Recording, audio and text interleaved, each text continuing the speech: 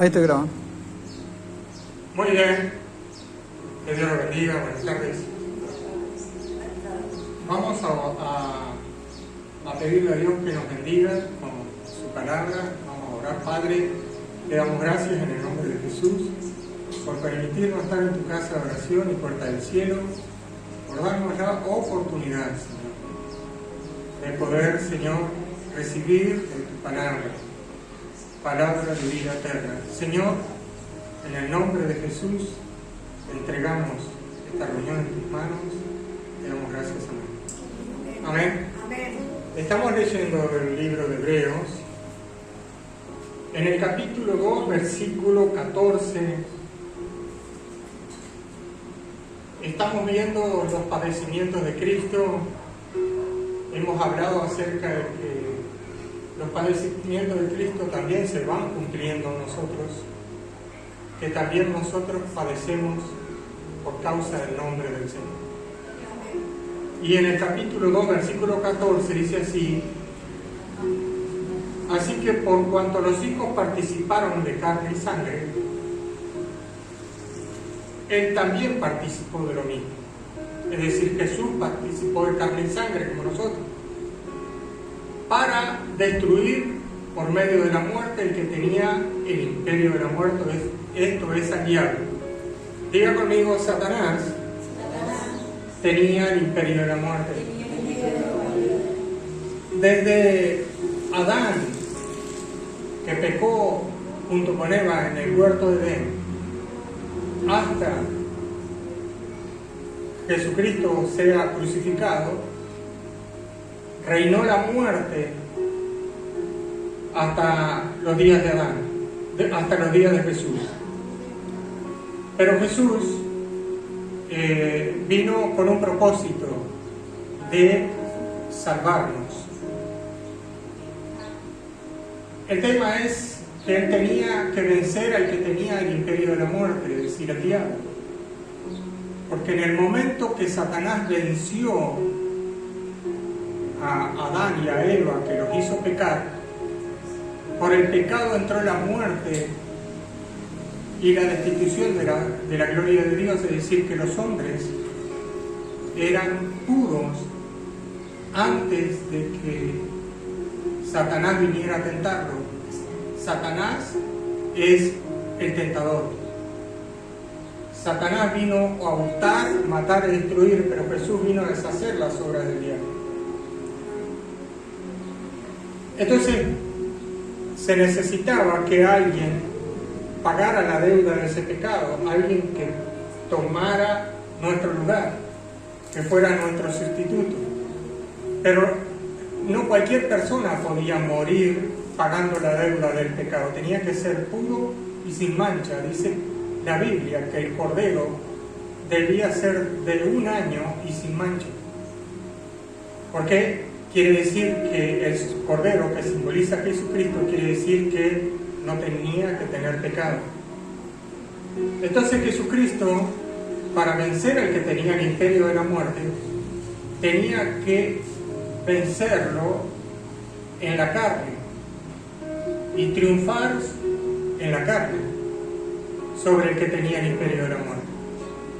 ¿Y cómo lo venció? No cedió a las tentaciones, ni siquiera en sus pensamientos pecó. Estaba lleno del Espíritu Santo, nuestro Señor Jesucristo, en los días de su debilidad. En los días de su carne, Él se sujetó a la voluntad de Dios y aprendió la obediencia. Ahora, cuando Él muere y la muerte obraba por el pecado, el aguijón de la muerte es el pecado. Vamos a ver lo que dice Primera de Corintios. Primera de Corintios, capítulo 15, versículo 22. Capítulo 15, versículo 55.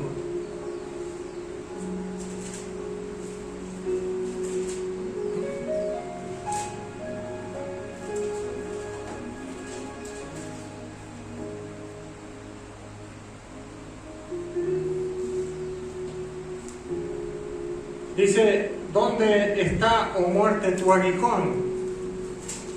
¿O dónde, oh sepulcro, tu victoria? Ya que el aguijón de la muerte es el pecado, y el poder del pecado la ley. Más gracias sean dadas a Dios, que nos da la victoria por medio de nuestro Señor Jesucristo. Diga conmigo, por medio de Jesucristo obtuvimos la victoria. Por medio de Jesucristo.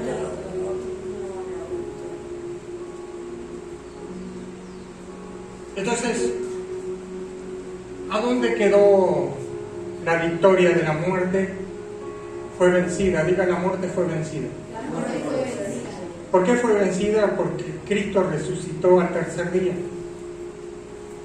Como Él no había pecado ni en sus pensamientos, cuando a Él le dieron muerte, lo juzgaron, mal juzgado los hombres, lo crucificaron, le dieron muerte, y cuando Él fue sepultado, la única forma de que la muerte lo pudiera retener es que Él hubiera cometido pecado.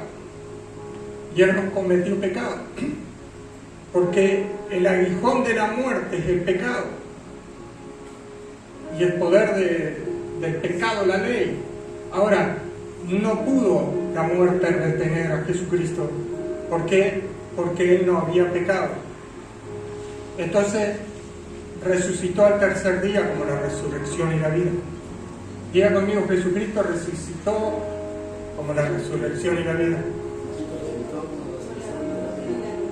Y triunfó sobre el pecado, porque Él venció al mundo, y venció a la muerte, y venció a Satanás, que tenía el imperio de la muerte. Es decir, que a Satanás, cuando logró que Adán y Eva pecaran, Dios le había dado autoridad y dominio, que dominaran sobre todas las cosas que le pusieron nombre en el huerto de Edén. Pero cuando Él logró eso de hacer que pecaran, nuevamente Satanás volvió a tener el control de todas las cosas. Es decir, que Satanás tomó el control de todo, y él era el Señor que reinaba en la tierra, y era el que tenía el imperio de la muerte. Pero resulta que ahora fue vencida la muerte por Jesucristo. Diga conmigo, la muerte fue vencida. La muerte fue vencida. Porque resucitó. Por eso dice la Escritura, ¿dónde, oh muerte, tu aguijón? ¿Dónde, oh sepulcro, tu victoria? Sorbido fuiste en victoria, dice la Biblia.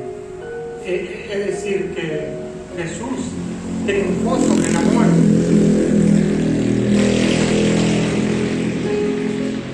¿Cómo derrotó al príncipe de este mundo? Acuérdense que el mundo está bajo el maligno. ¿Cómo lo derrotó?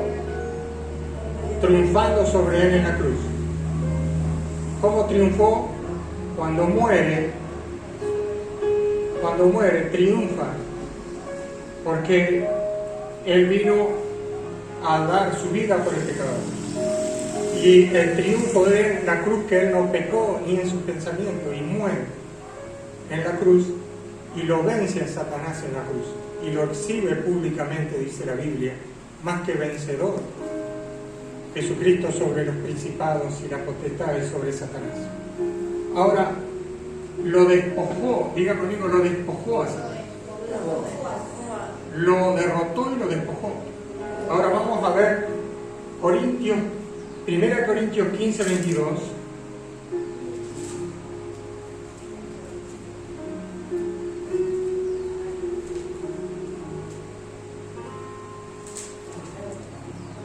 Porque así como en Adán todos mueren, también en Cristo todos serán vivificados. Diga conmigo, todos tendrán vida.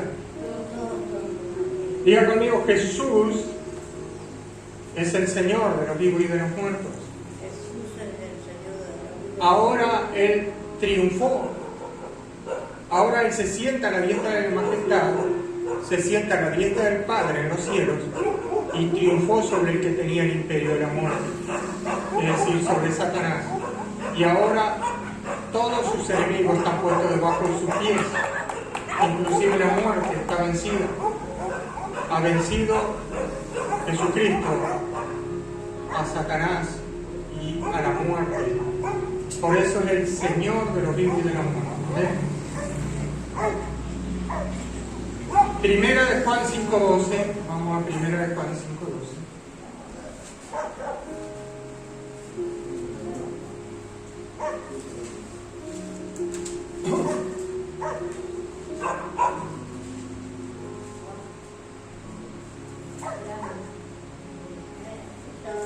Dice así: el que tiene al Hijo tiene la vida, y el que no tiene al Hijo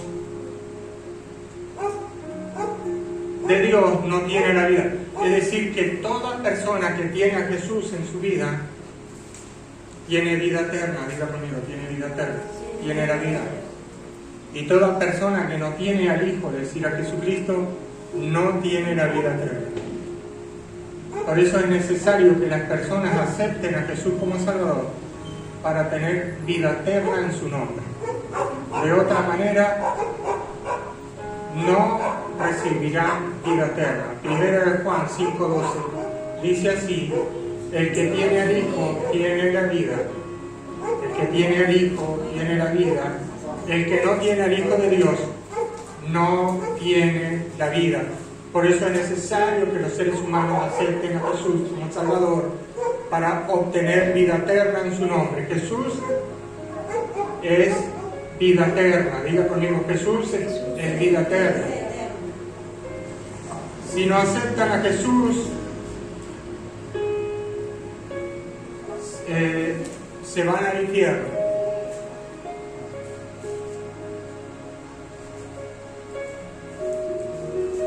Vayan a Juan, el Evangelio de Juan 11:25.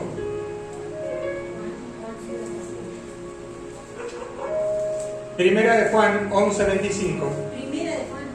El Evangelio de Juan 11:25, perdón.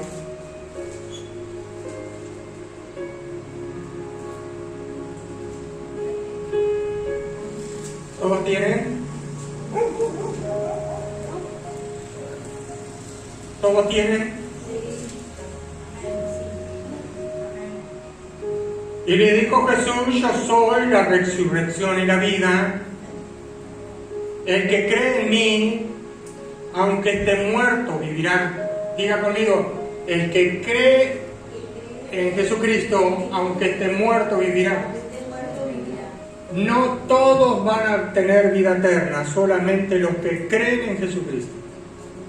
Eso quiere decir que cuando nosotros salimos a predicar el Evangelio del Reino del Cielo, es decir, a Jesús, el testimonio de Dios, su Hijo Jesucristo, y salimos a anunciarle la vida eterna a los hombres y a predicar a Jesucristo, y la gente no acepta, diga conmigo, rechazaron la vida eterna. Rechazaron a Jesucristo. Es decir, que negaron a Dios que dio su vida por ellos. Entonces, cuando nosotros vamos con el mensaje de salvación, el mensaje de vida eterna, y las personas aceptan a Jesús, son salvas. Entonces dice así: yo soy, Juan 11:25, yo soy la resurrección y la vida. El que cree en mí, aunque esté muerto, vivirá. Y todo aquel que vive y cree en mí, no morirá eternamente. ¿Crees esto? Dice Jesús. ¿Pueden creer los hombres que no morirá eternamente el que acepta a Jesús como Salvador? Entonces hablamos que Jesús se hizo carne, y dice así Hebreos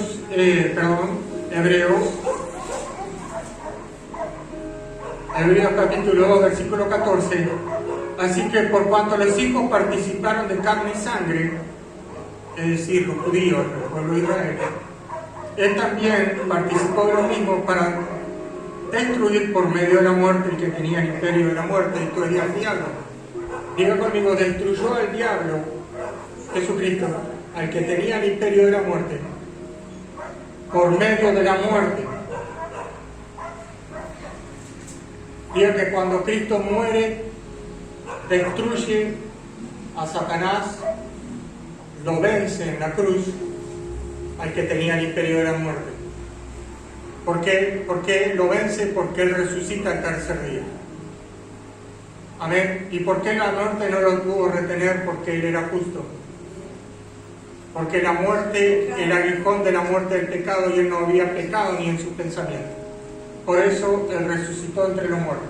¿Qué hubiera pasado si Jesús hubiera pecado en un solo pensamiento? La muerte lo hubiera retenido.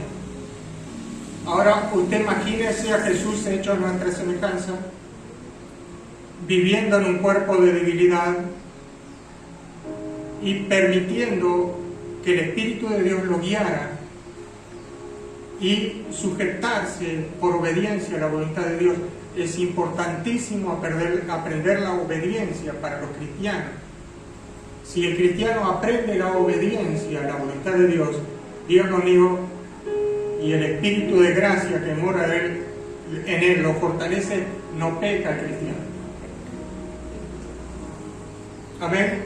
Si usted peca,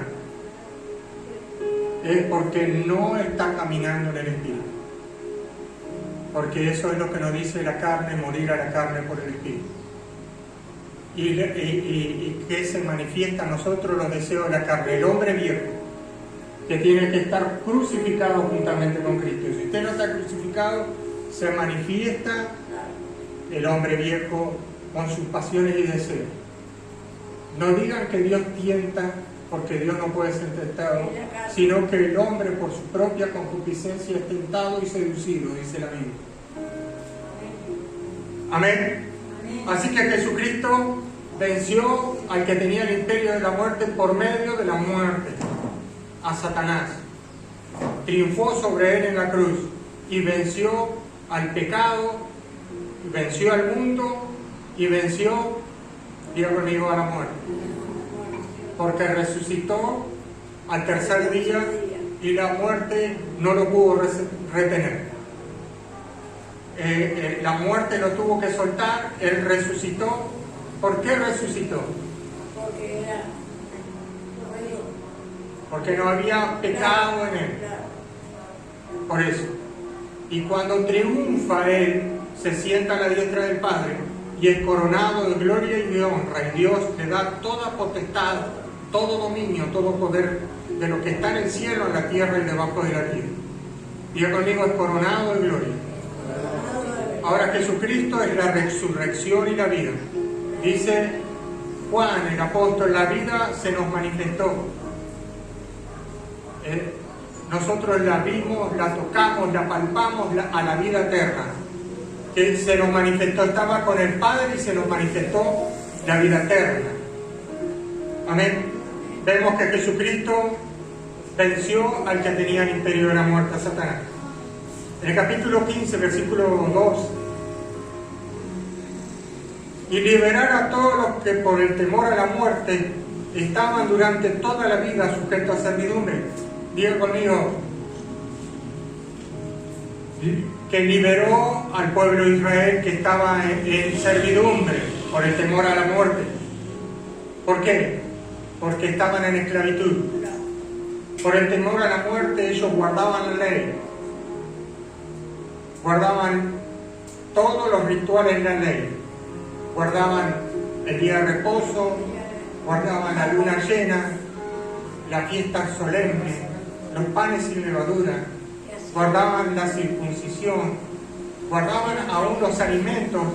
Dice Pablo, todo eso, dice, no podían contra el apetito de la carne porque era duro trato del cuerpo. Jesús vino a rescatar al pueblo de Israel. Amén. Dice, y liberar a todos los que por el temor a la muerte estaban durante toda la vida sujetos a servidumbre, porque ciertamente nos socorrió a los ángeles. Jesús no vino a socorrer a los ángeles, vino a socorrernos a nosotros, sino que socorrió a los que descendían, a los descendientes de Abraham. Diga conmigo, socorrió a los descendientes de Abraham. Porque el libro de Hebreo estaba escrito a los hebreos. Y él está hablando que vino a socorrer a los descendientes de Abraham. Pero también nos vino a socorrer a nosotros, los gentiles. ¿Por qué? Porque él, derribando la pared intermedia de separación, la pared intermedia de separación, la ley de las ordenanzas, derribando, incumpliendo la ley, porque el fin de la ley es Cristo, se cumplió toda la escritura en él mismo. Entonces él mismo socorrió no solamente al pueblo de Israel, sino que también socorrió a los gentiles, derribando esa pared intermedia que era la ley de los mandamientos. Amén. Expresada en ordenanza. Amén. Y de ambos pueblos, dice la Biblia, hizo uno. De ambos pueblos hizo uno. ¿Cuáles son los ambos pueblos? Los gentiles y los judíos. Amén. Acuérdense que el pueblo de Israel es el primogénito de Dios. Y el pueblo de Israel es el olivo natural. Nosotros fuimos injertados en el olivo natural contra naturaleza porque somos el olivo silvestre. Hay dos olivos. Por eso en Apocalipsis se presentan los dos olivos. Es decir, los dos testigos que son los dos olivos, que representan a los gentiles y representa a el pueblo de Israel. Nosotros fuimos, diga conmigo, fuimos injertados en el olivo natural, contra naturaleza. Amén. Así que él vino a socorrer al pueblo de Israel, pero a todos los que creen en su nombre. Si el pueblo de Israel se convierte a Jesucristo, le cae el velo de la ley y son salvos. Amén. Hasta que ellos no acepten a Jesús, el velo permanece ahí, el velo que separaba, amén, al lugar santo, el lugar santísimo. El velo está en sus ojos, que es la ley. Amén. Ahora Jesús destruyó el velo, que es por su carne. Después vamos a leer eso. Amén. Entonces dice: por lo cual, debiendo ser en todo semejante a sus hermanos, es decir, al pueblo de Israel, porque él vino primero al pueblo de Israel, para venir a ser misericordioso y fiel sumo sacerdote en lo que a Dios se refiere. ¿Amén? ¿Por qué? Porque cumplida toda la ley, ahora él vino a ser fiel sumo sacerdote. Acuérdate que él traspasó los cielos. El velo de los cielos se rompió y ahora se creó acceso al trono de la gracia, donde él está sentado a la diestra del Padre y donde él vino a ser ministro del nuevo pacto, es decir, ministro del santuario, y fiel sumo sacerdote y misericordioso en el cielo. Amén. ¿Por qué? Porque ahora vamos a entrar en el sacerdocio de Cristo. ¿Por qué era necesario que Dios perfeccionara a su Hijo Jesucristo en las aflicciones al autor de nuestra salvación? Es para que Él, cuando fuera el sumo sacerdote en el cielo, Él, cuando nosotros fuéramos a Él ya pasó lo mismo y nos entendería. Amén. ¿Están entendiendo? Amén. Pues, dice así en el 18, fiel sumo sacerdote en el 17, en lo que a Dios se refiere, para expiar los pecados del pueblo. Diga conmigo: Jesús vino a darse en expiación. Pues en cuanto él mismo padeció siendo tentado, ahora aquí es donde yo quiero que ustedes vean, es poderoso, diga conmigo, es poderoso para socorrer a los que son tentados. Diga conmigo: Jesucristo es poderoso para socorrer a los que son tentados. ¿Por qué? Porque Él dice así, primero fue tentado. Dice, pues cuanto Él mismo padeció siendo tentado, es poderoso ahora para socorrer. Por eso Pablo dice, todo lo puedo en Cristo que me fortalece. Así que cuando tú estás pasando por un momento de prueba en tu vida, acuérdate que hay alguien en el cielo llamado Jesucristo que padeció los mismos padecimientos que estás padeciendo tú y que se están cumpliendo en ti las escrituras que dice que nosotros padecemos los padecimientos de Cristo. Pero diga conmigo, tenemos un sumo sacerdote en el cielo que padeció las mismas cosas que padecemos nosotros. Pues en cuanto él mismo padeció siendo tentado, el sumo sacerdote es poderoso para socorrer a los que son para los que son tentados. Diga conmigo, cuando yo me postro de rodillas o yo estoy parado orando, y estoy orando, parado, sentado, acostado, estoy orando, Jesucristo está escuchando mi oración. Y es poderoso para socorrerme a mí cuando soy tentado. Porque Él primero fue tentado y venció. Amén. ¿Está entendiendo ahora?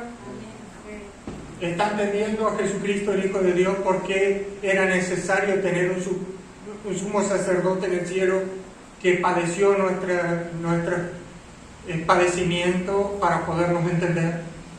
¿Está entendiendo ahora? Ahora era necesario que Jesucristo, el Hijo de Dios, fuera perfeccionado en aflicciones para venir a ser ese fiel sumo sacerdote, para después socorrer a los que son tentados, a la semejanza de Jesucristo. ¿Me está entendiendo ahora? Ahora, ¿a quién tiene que acudir usted cuando está siendo tentado? Usted tiene que acudir a Jesucristo. ¿Por qué? Porque Él es fiel sumo sacerdote en el cielo. ¿Para qué? Para tener misericordia de ti. Amén.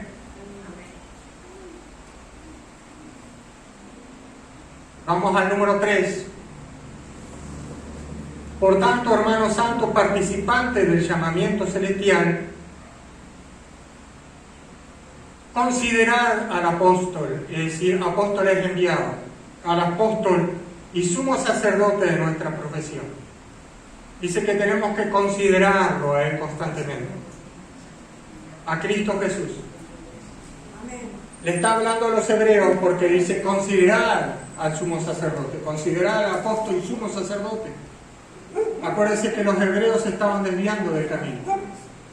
Acuérdate que el escritor de Hebreos les habla exhortativamente en esta palabra para decirle que no se aparten del camino, ¿no?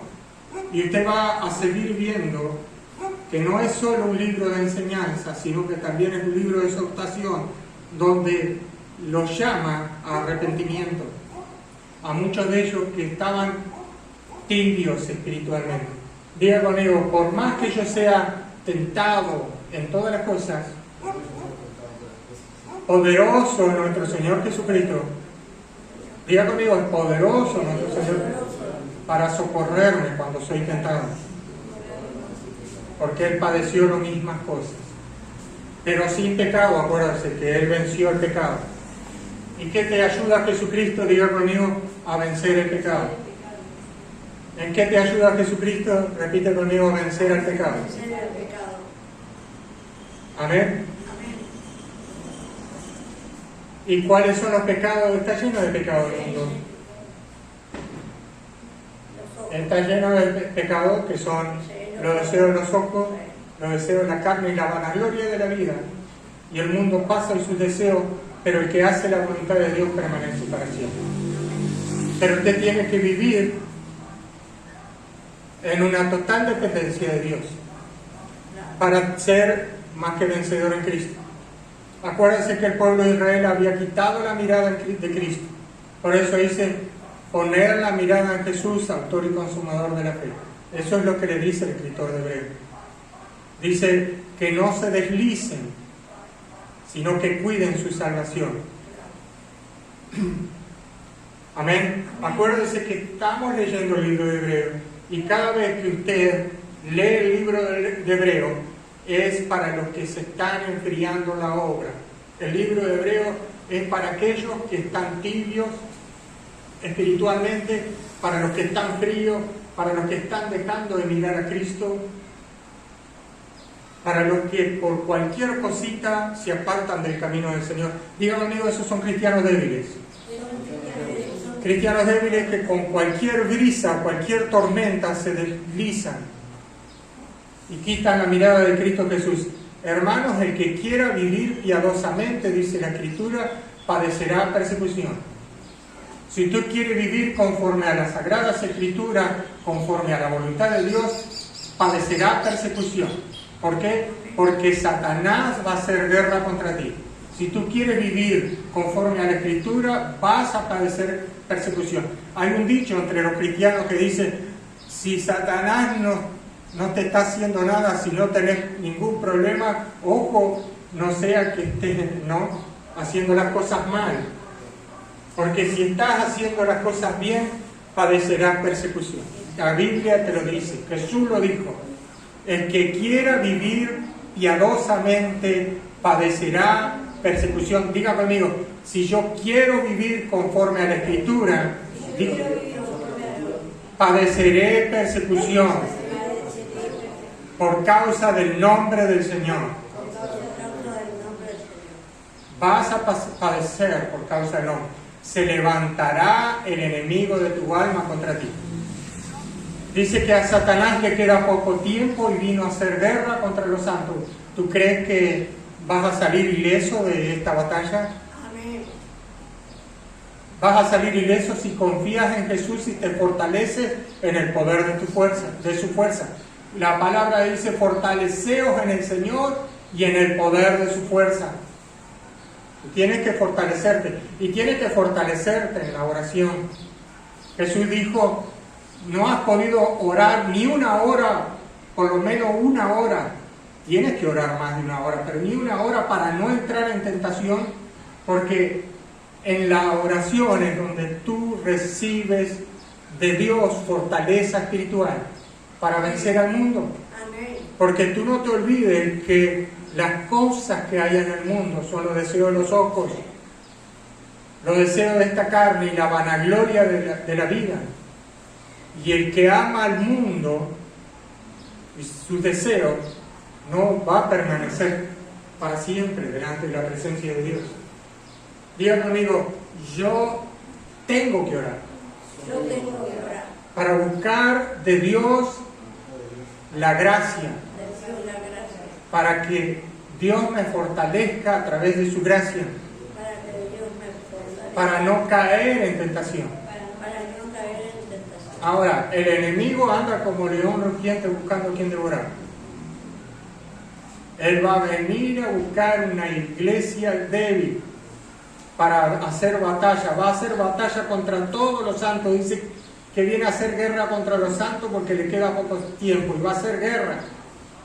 Ahora, usted debe aprender de una vez que usted es un cristiano, que si está padeciendo los padecimientos de Cristo, está siendo perseguido por causa de la palabra de Dios, no se queje, sino sea fiel a Dios hasta la muerte. Dice la Biblia, sé fiel hasta la muerte y te obtendrás la corona de vida. Amén. Pero si usted está siendo perseguido, ¿qué es lo que tiene que hacer? Afirmarse en el camino del Señor más todavía. Pero si usted me dice, ay, pastor, lo que pasa es que yo me caí porque no tiene una vida de comunión con Dios. Si usted se fue de la iglesia donde estaba congregándose porque la palabra era dura, arregle su vida delante de Dios. Pero si usted vuelve al mundo está bajo el maligno, el mundo está bajo el maligno. Y si usted es un hijo de luz, como Dios es luz, no anda en tinieblas. Diga, si usted es un hijo de luz, como Dios es luz, no anda en tinieblas. El cristiano no debe andar en tinieblas. Diga conmigo, el cristiano no puede andar en la oscuridad. El cristiano que anda en la oscuridad perece. Amén. Bueno, por aquí la enseñanza del día de hoy. Vimos a Jesucristo que se hizo semejante de sus hermanos, es decir, los hebreos, y vino a rescatar a los que tenían el temor a la muerte. ¿Y cómo lo rescató? Venciendo al que tenía el imperio de la muerte, es decir, a Satanás. Amén. Lo triunfó sobre él, lo venció a Satanás, venció al que tenía el imperio de la muerte y vino a rescatar a sus hermanos que por el temor a la muerte toda la vida estaban en esclavitud.